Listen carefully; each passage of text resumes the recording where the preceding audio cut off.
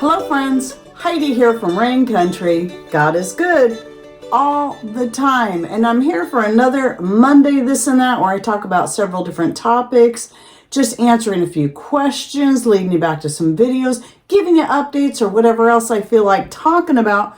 So let's get to the topics of today, starting off with the ice cream. Now, just a couple of weeks ago, I had mentioned the ice cream making in one of my videos, but I wanted to go into a little bit more detail, share with you my basic recipe, and now that I've got clips of me actually making the ice cream, I can include that because I didn't think to do that last time.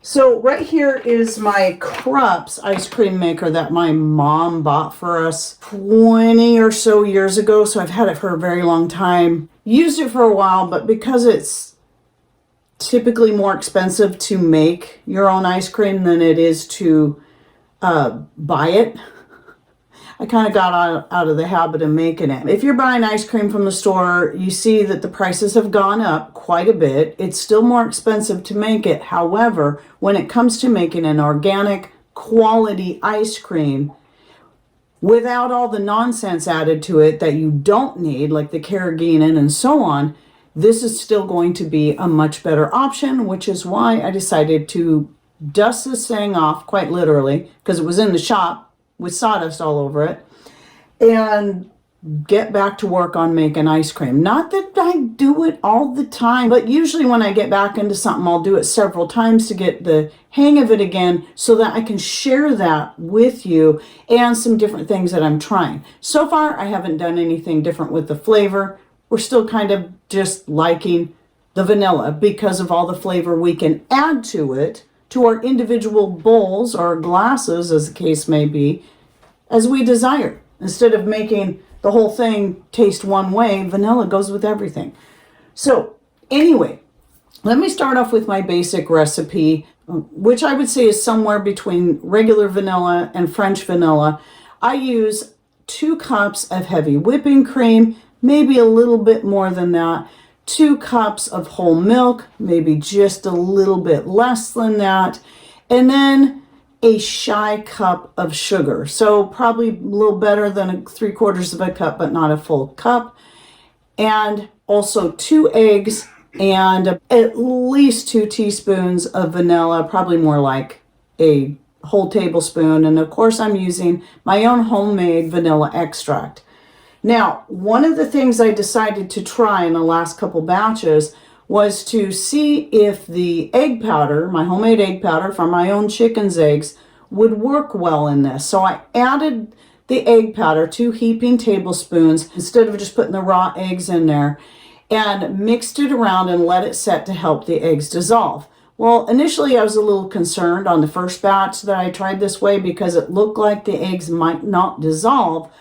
But as the ice cream began to mix, they did indeed dissolve. The last batch, there were still a couple little pieces in there, but you couldn't taste them. It was no big deal. Now, you can make ice cream without an ice cream maker. You would simply mix up your ingredients, pour it in like a glass container, and you'd have to keep pulling it out every 20 minutes to stir it, and you'd have to keep doing that until it got to a pretty good, not solid obviously because you couldn't keep stirring it after that point, but once you got a good soft ice cream, like a soft serve type ice cream, then you could just tightly cover it and let it finish hardening without the constant stirring. But it is a process. You got to stay on top of it if you don't want ice crystals to form in your ice cream. So having a maker like this, now I don't know that they make this one anymore. I tried to find it. I could find used ones on eBay, but there's a lot more out there. There's the Cuisinart. I think Hamilton Beach has one. You can even get like the more of an old-fashioned style, either the hand crank or an electric one, but still set up the old-fashioned way where you put the ice on the outside of the bowl itself that you're mixing the ingredients in. But the thing I like about this is you have the bowl, in the bowl, you freeze the bowl. So it's just a separate piece you keep in your freezer. I store it in a plastic bag so it prevents stuff from falling into the bowl. And then when I'm ready for it, and I've got all my ingredients mixed and I'm ready to start making it, I bring it out, I stick it into this. So it sits on top of this thing here. And then this thing goes down inside that way. So this will scrape the sides of the bowl and the middle piece will keep it stirred. And then this will go on top, and then you pour your ingredients through the top, your pre-mixed ingredients. You can add raspberries, chocolate, peanut butter, whatever you want to that. Again, this is something we'd prefer to do later. And it really does only take 20 to 30 minutes tops. Now, by 20 minutes, I usually have ice cream coming out the top. And so what I'll do is I'll scoop it out and put it in my container and stick it out in the freezer so I can just go ahead and let it continue for another 5 to 10 minutes to make sure I'm getting it as firm as possible.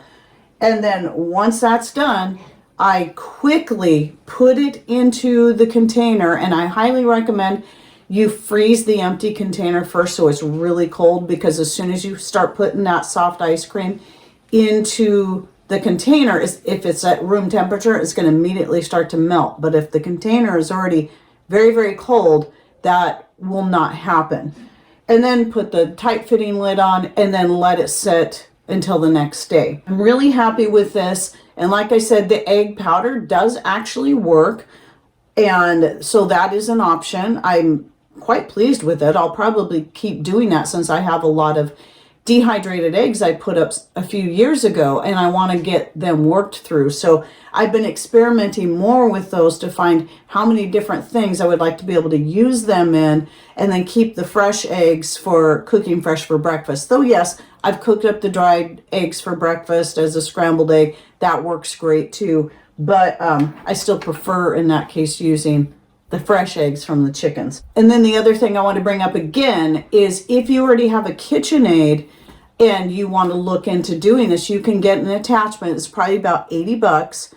And it does have the similar idea where you got the bowl that you freeze. Then I think you have a special mixing thing as well. And you just put your ingredients in the bowl, you turn it on and let it run. I would assume the time for all of these different machines is probably about the same, 20 to 30 minutes. That's just my guess, but if you decide to buy one, just make sure you read the instructions. And I know ours came with a whole bunch of different recipes. So basically the recipe I chose that I kind of created was based on just the regular vanilla and the French vanilla combined together. So anyway, very, very, very pleased with it. It tastes so good. It tastes to me far better than what I can buy in the store. And I know exactly what's going into it. The ingredients are all organic and very simple, not a whole bunch of added fluff.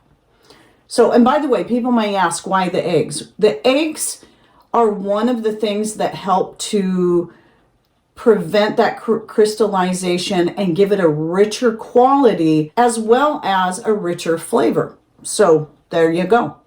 Now, on to the next thing. I just put some eggs from our chickens into our incubator, and I posted a picture about it, and people were asking, what kind of incubator do you have? Well, when I decided to go ahead and start trying to raise chicks from our own fertilized eggs, from our own rooster, from our own hens, I just found one. I'm like, that looks good. It seems to have decent ratings. I didn't know exactly what all to look for. And it was only $40 at the time. So I'm like, I'm going for it. I don't need a big one because we're doing all this in a small area. I don't need a whole bunch of chicks. So that was good enough. I still don't mind the size. I don't think I would try to start more than a dozen eggs at a time anyway, because of our space that we're working with. However, there are some key elements about this particular incubator that I learned can be pretty important, that if I was to buy another one, which I may someday, I'm going to be looking for. So I wanted to pass that on to you if you're considering buying an incubator. So you want to look for one that has a rotating tray, which mine does. I figured, cool, that's good. But when it comes to incubating eggs, it's going to take 21 days, but at day 18 you want to stop rotating the eggs. They need to stay very still at that point because the chick is going to turn facing upwards and within that last 3 days. And you don't want the eggs to continue to rotate because the chick's going to get too big to be able to turn itself, and it could drown. Well, the incubator I have doesn't have an automatic thing, which some of the newer ones now have a thing that's not only an automatic egg rotator, but it automatically shuts off that rotator at day 18, or you can at least get one that has a switch where you can turn off the rotating tray. Otherwise, what you have, like with mine, is you have to remove the tray. So you want to look at anything that says tray must be removed, the rotating tray. Don't buy that one, because here's the problem with that. First of all, you have to take all the eggs out, okay? And you're trying to keep the temperature of them from dropping. You got to remove the tray, and then you got to put them back in. But there's, at that point then, once you take that tray out, there's nothing to hold the eggs in place. So then when the chicks start to hatch, you've got chicks stomping around in there, and there's still other chicks in the eggs, and they can roll those eggs around. And I think this is why I had a couple that didn't make it, is because of that very thing. A couple that made it clear to that last stage, but then didn't end up hatching. They died in the egg before they could hatch. So one of the things I learned to do at the time was I was just putting a damp cloth, washcloth at the bottom to kind of help prevent it from rolling around so easily, but also marking those eggs on the top and putting that in so I can always check while the chicks are hatching to see if anything's moved and quickly reach in there and turn it over again. But that takes a lot of vigilance to make sure you're keeping those eggs in the upright position, because you've got those chicks, they're going to be stomping all around in there, and you really shouldn't take them out of the incubator until they're fully dry. At that point, as soon as they look dry enough, I take them out and put them under the heat plate in the little brooder I have for them. So not only do I recommend getting something that has the rotating tray, but it's one that you can either switch off or will switch off itself automatically, because then at least the tray stays in there holding those eggs in place. That to me is a very, very important feature, because even if you're very vigilant, you can still end up losing a fully grown chick within the egg if you miss one. So one of the things Patrick did for me this time, because I want to get those eggs started, and so I didn't have a new incubator yet. And what we did was he took 2 sheets of cardboard and cut one out with a little bit smaller holes and the next one with a little bit bigger holes that are more oval shaped. And we took the tray, the rotating tray, and actually laid it on the cardboard and then traced everything out so he had a guideline to follow. And we tested it out so that I can at least set the eggs in there. I will still mark the tops of them. Once I take them out, and I'll lay them on a thing, mark the tops of them before I put them back in there, so I can have that little X or the little line, whatever I put on there. An X is better, you can see it better, and make sure that's always facing up once they start hatching. So one important feature. And I also think another one that's not maybe as important, but I wish I would have on mine, is a candler that's built into it where you can just set the egg on there. I have a flashlight. It came with a cheap little flashlight that's about pointless. So I bought a special candling flashlight, but you still have to hold the egg on there. And I think it's get a lot easier to just set it on there so that you can look and see the stage of the development and see if there's any that didn't get fertilized, or maybe end up with the red ring, which means they got fertilized, but they didn't get very far into the developmental process before they died. So that just happens along the way. So what I'm going to do is, I'm not linking to the one I have, but I'll link to the one I'm looking at, because it has the features I would want. And the one I'm looking at actually holds 18 eggs, so you could do more. You can get even bigger incubators. Obviously, the bigger they are and the more features they have, the more expensive they are. But at any rate, and you also want to make sure it regulates the heat, which mine does. So it has a lot of the other very important features. Oh, I just remembered one more. The watering. So you got the little water thing. You want to keep your tray at the bottom with water in it so it stays humid enough in there. But the way mine is set up, it's just really a pain. It has a hose that connects to the outside, and sometimes it comes out. And if you got to add more water to that bottle, it is a massive pain. And the one I'm looking at actually has 2 bottles that you can have one full ready to go, and then you just take one out and snap it in. You don't have to fuss with this hose, which then you end up losing a lot of water or something. It's pretty much worthless. So at any rate, another feature. Now moving on, I just want to answer a quick question. So last week I was talking about the homemade pasta. I thought I had said this in that video, but maybe it was in one of my live shows or something. I don't know.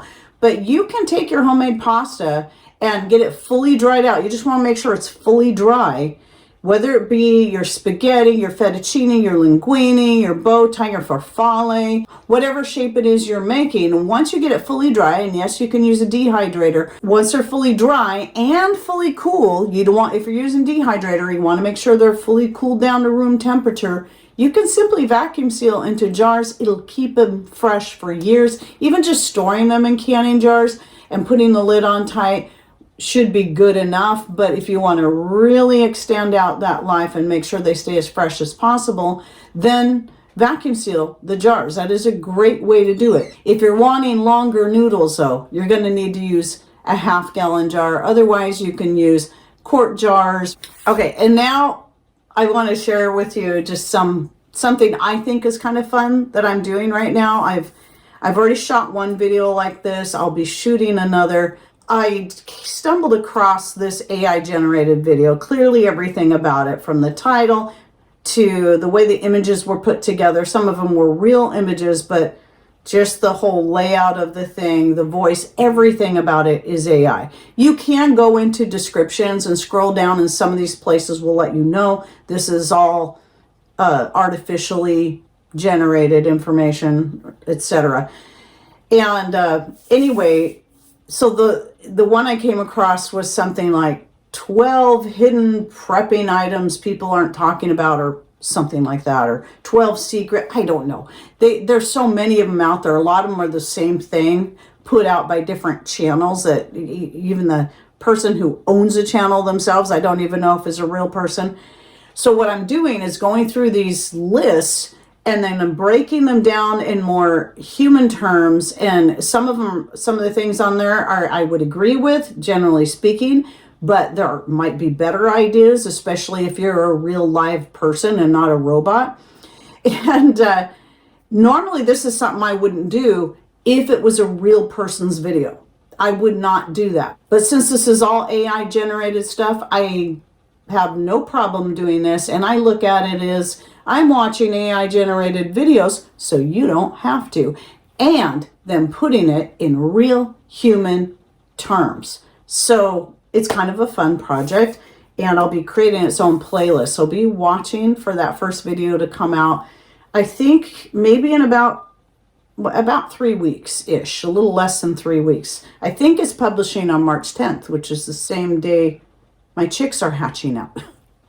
And then also my live shows, I wanted to give you an update. I am back to doing the live shows again. Keep getting, having more schedule changes. Things have sort of freed up again. So now, instead of on Sundays though, which was my day, I'm now doing them on Fridays. And if you've never seen any of my live shows, it might be because you're not subscribed to my second channel that is now being used for doing the live shows as well as posting shorts. And I do try to do a short on there at least once a week and a live show once a week when I'm able. I won't always be able to do it, but the live shows will be on Fridays. Right now, the best time for me is at 11 a.m. Pacific Standard Time. So that'll be early afternoon for some of you that are farther east. And if you're on the other side of the world, I don't know.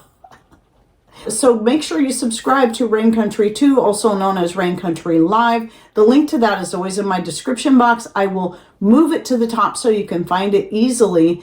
And it's just a fun time. Not everybody likes live shows. I get that. But if you want to get the meat and potatoes from the live shows, just know that what I do is I then, and not all the chatter and the silly stuff that goes on.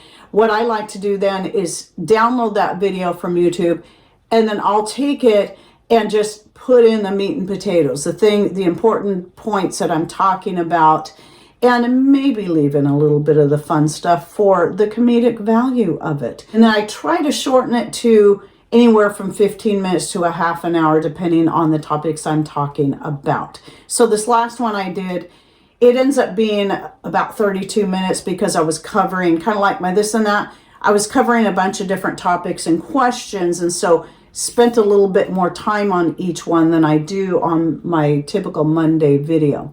So anyway, don't forget to subscribe to that. Check and make sure you're still subscribed here, since YouTube just keeps wiping out more and more of my followers every day. Just, well, you're gone. And so people have to keep coming back and subscribing. Select all notifications. And if you want to make sure you don't keep getting removed, make sure you interact. It can be as simple as opening the video, even if it's one that's not of interest to you, giving it a thumbs up, and that should help keep you subscribed, because the people that interact the most on my channel are the ones that have never been unsubscribed and always get their notifications.